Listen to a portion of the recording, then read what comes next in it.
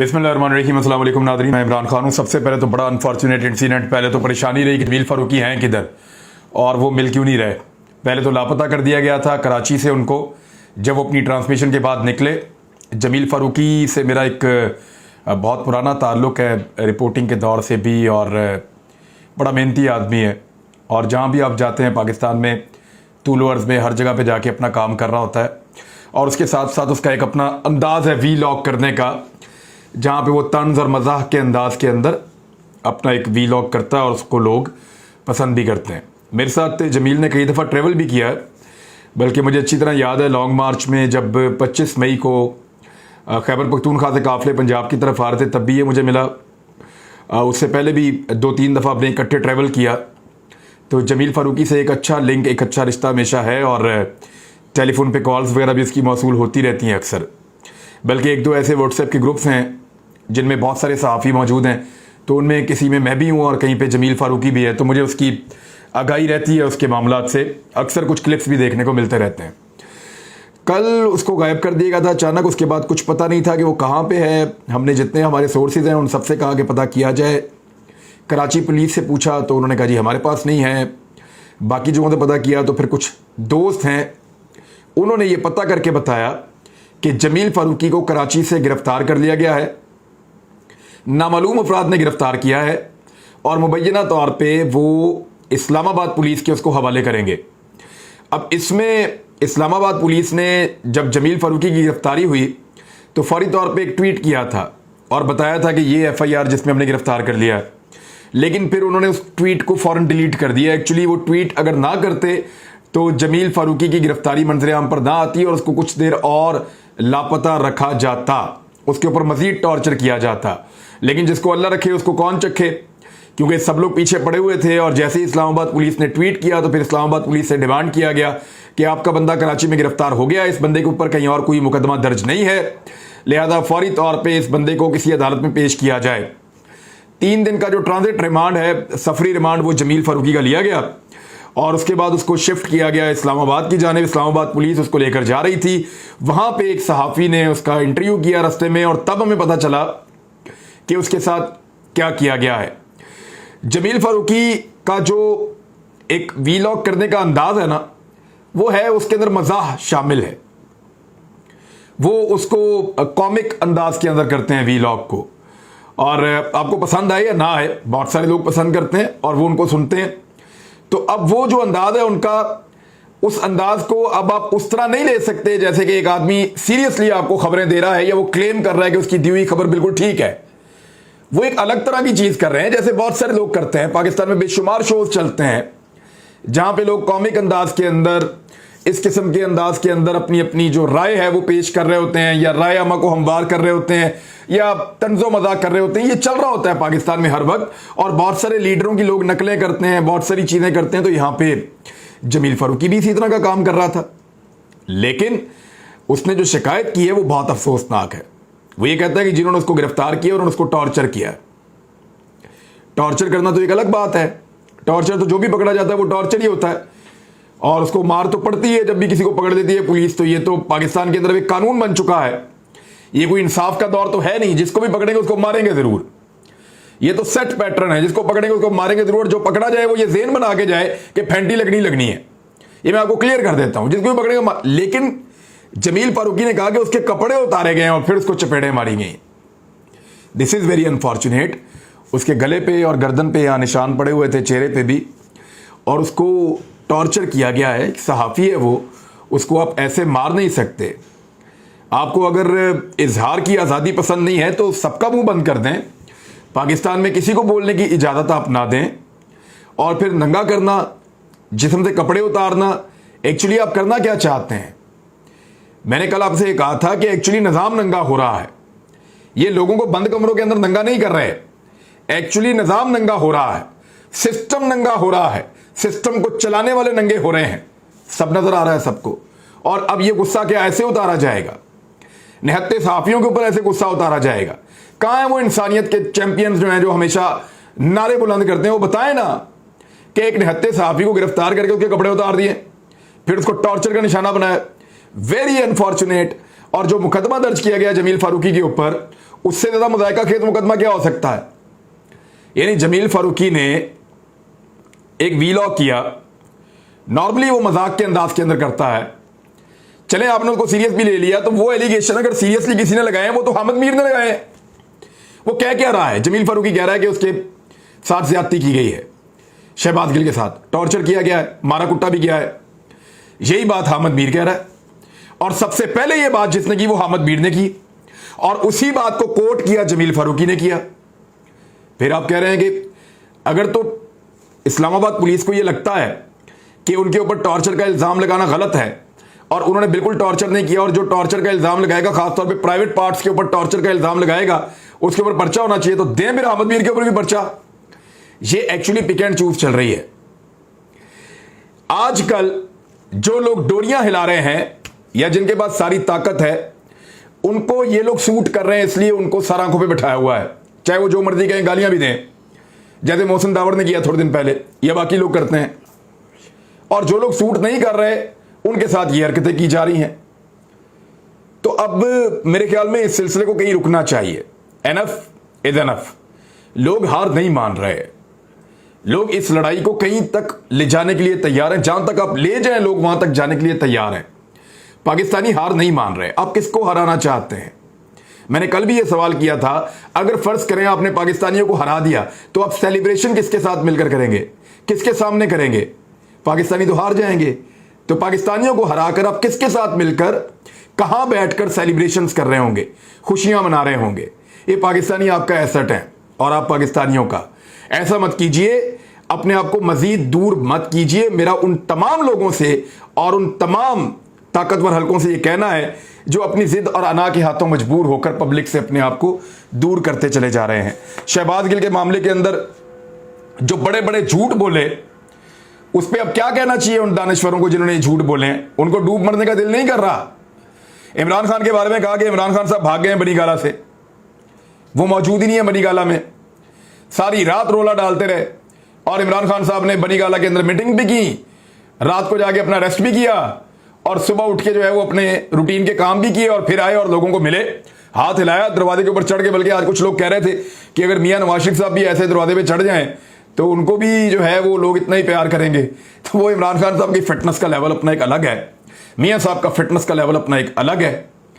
तो इमरान खान साहब जो है वो बनीगाला में मौजूद थे। उन्होंने परवेज इलाही से मुलाकात की, MNS से मुलाकात की, बाकी वज़ीर आला से मुलाकात की, और उसके बाद कारकुनों से मुलाकात की, और फिर वो रवाना हुए एक प्रोग्राम के लिए इस्लामाबाद के अंदर ही। तो ये तो जनाब इमरान खान साहब वाली एपिसोड है। दूसरा एक झूठ पकड़ा गया, दूसरा एक झूठ जिसमें यह कहा गया कि शहबाज गिल ने बयानात दे दिए हैं इमरान खान के खिलाफ, और उन बयानात को इस्तेमाल किया जाएगा इमरान खान के खिलाफ, और उसने एतराफ़ जुर्म कर दिया है। ये हर तरफ ये बयानात आए।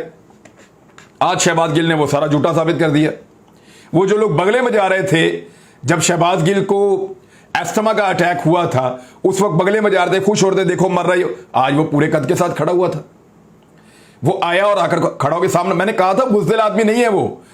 बेशक उसको नंगा करके टॉर्चर किया गया, उसके साथ ज्यादती की गई, उसको तंग किया गया, परेशान किया गया, ये सारी चीजें मुबैना तौर पर रिपोर्ट हुई है। खासतौर पर इमरान खान साहब कह रहे हैं, शहबाज गिल खुद कह रहे हैं, अब तो वो कहते हैं जबरदस्ती बांध के उनकी शेव की गई है, और वो मूछें रखते भी नहीं, उनकी मूछें छोड़ दी गई हैं।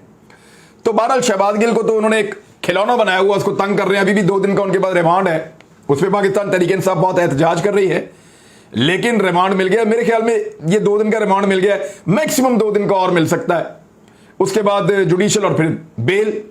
ये इतना सा प्रोसीजर था, अगर ये पहले भी फॉलो कर लेते तो पहले भी ऐसी बेल हो जाती। लेकिन ये केस मिस हैंडल हुआ है, शहबाज गिल वाला केस उनके अपने वकला से, उनकी अपनी पार्टी से कुछ हद तक मिस हैंडल हुआ है। अब आज उनको एस्थमा का अटैक नहीं था, वो आए और आके उन्होंने साफ कुछ बातें की हैं। वो बातें मैं आपके सामने रख देता हूं। उनमें शहबाज गिल साहब ने यह कहा है कि मैंने किसी किस्म का कोई स्टेटमेंट इमरान खान के खिलाफ नहीं दिया, और मुझसे जबरदस्ती स्टेटमेंट लेने की कोशिश की जा रही है।